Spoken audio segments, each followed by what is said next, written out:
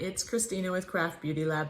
Today's question is about when can I silkscreen versus label a product? So there's a couple of different considerations to think about when you're thinking about, do I want to silkscreen or do I want to label a product? One is that silk screening is always going to add quite a bit of time onto your project. So if you're trying to get something to market really, really quickly, it can be difficult to get your silk screened bottles to us in a time frame that makes sense. When you're doing volume, that's usually adding probably 12 weeks to the timeline. There are some companies located in the United States that will do smaller volume, like 2,000, 5,000 units silk screening, but you're definitely going to pay a significant premium for doing that versus labeling. And then typically large size silk screen projects are being run out of China and they're adding a ton of time onto your project.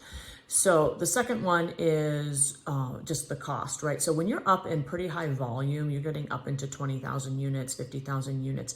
It's not actually even more expensive to silk screen than it is to do a label.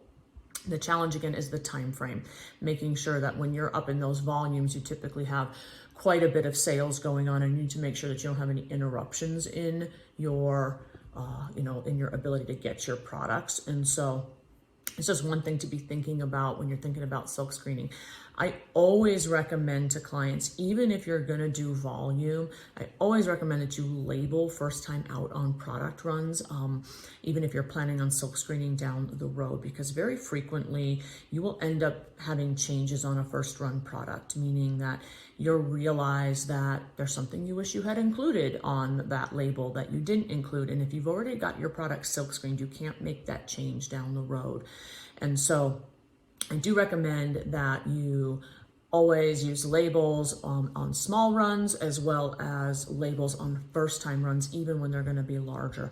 And then think about moving to silk screening when you have an established sales pattern, because it's more predictable and you can make sure that you're not getting a bunch of bottles in that you're not going to be using down the road, as well as making sure that your timelines are all figured out. You know when your orders need to be arriving to you. Hope that helps.